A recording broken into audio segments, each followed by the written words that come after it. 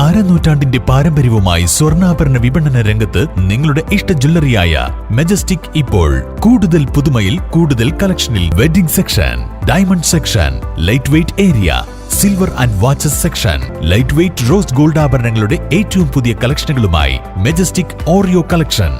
ഏറ്റവും കുറഞ്ഞ പണിക്കൂലിയിൽ മലപ്പുറം ജില്ലയിലെ number 1 jewellery majestic Jewellers, Thazhepalam, Tirur.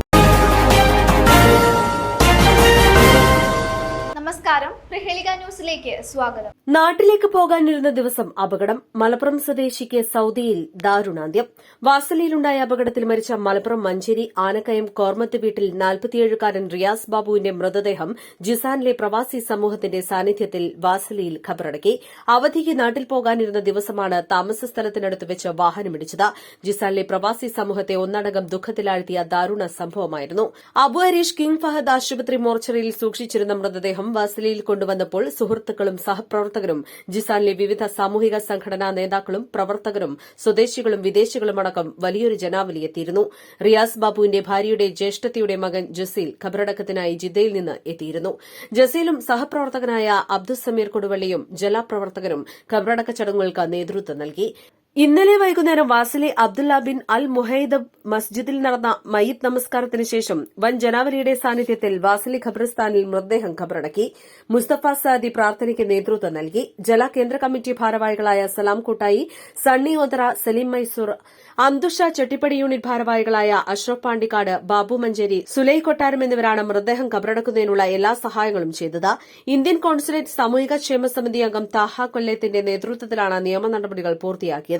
ജല നേതാക്കളായ doctor Ramesh മുച്ചിക്കൽ, Naushad പുതിയതോപ്പിൽ, Vipin, Sanjeevan Chengannur, ICF Saudi ദേശീയ സെക്രട്ടറി സിറാജ് കുറ്റിയാടി, താഹ കിണാശ്ശേരി, മുഹമ്മദ് സ്വാലിഹ് കാസർകോട്, അനസ് ജൌഹരി, സുഹൈൽ സഖാഫി, തനിമ രക്ഷാധികാരി മുഹമ്മദ് ഇസ്മായിൽ മാനു എന്നിവരടക്കം നിരവധി സാമൂഹിക സംഘടനാ നേതാക്കളും പ്രവർത്തകരും ഖബറടക്കത്തിന് എത്തിയിരുന്നു.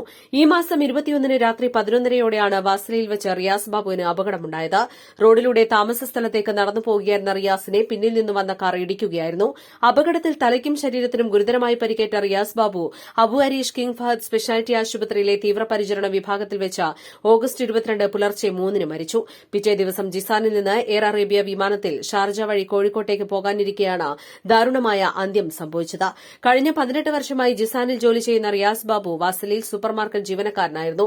8 മാസം മുൻപാണ് നാട്ടിൽ പോയി വന്നത്. ജലയുടെ സജീവ പ്രവർത്തകനായിരുന്ന റിയാസ് കോവിഡ് കാലത്ത് ജിസാൻ ബേഷിൽ ശ്രദ്ധേയമായ ദുരിതാശ്വാസ പ്രവർത്തനങ്ങൾ നടത്തിയിരുന്നു. മലയാളികളും സ്വദേശികളും വിദേശികളും അടക്കം വലിയൊരു സുഹൃത്ത് വലയത്തിനുടമയായിരുന്നു. മുഹമ്മദ് കോർമത്തിന്റെയും സുഹറയുടെയും മകനായ റിയാസ് വിവാഹിതനും 3 കുട്ടികളുടെ പിതാവുമാണ്. പി ഷാഹിനെയാണ് ഭാര്യ. മക്കളായ ഹാനിയ, ഹനാൻ, ഹന എന്നിവർ നാട്ടിൽ വിദ്യാർത്ഥികളാണ്. ന്യൂസ് ഡെസ്ക്, പ്രഹേളിക ന്യൂസ്. തിരൂരിൽ IHT തന്നെ ഹിറ്റ്. നൂതന സ്കിൽ പരിശീലന രംഗത്ത് നിരവധി അവാർഡുകൾ കരസ്ഥമാക്കിയ തിരൂർ IHT 25-ാം വർഷത്തിലും ജൈത്രയാത്ര തുടരുന്നു. ഗവൺമെന്റ് PSC അംഗീകരിച്ച വിവിധ കോഴ്സുകൾ, അന്താരാഷ്ട്ര നിലവാരമുള്ള സർട്ടിഫിക്കറ്റുകൾ, നോർക്ക അറ്റസ്റ്റേഷൻ, AI ടൂൾസ് ഉൾപ്പെടുത്തിയ കരിക്കുലം, പ്ലേസ്മെന്റ് അസിസ്റ്റന്റ് സൌകര്യം. IHT college, Payyanangadi, Tirur. Branch police line. Phone 9847 300 120.